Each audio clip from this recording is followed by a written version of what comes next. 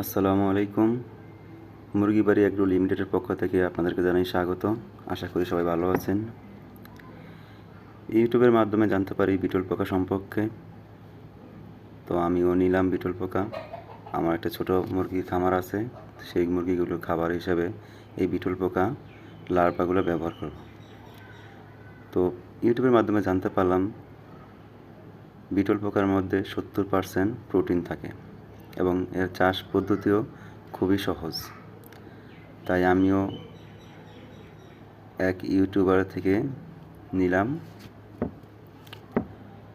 তো 100 মাদার আনলাম, তো লালন পালন করছি। বিটল পোকা পালন খুবই সহজ মনে হয় আমার।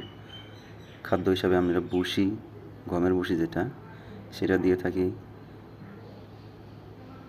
এছাড়া লাউ, পেঁপে,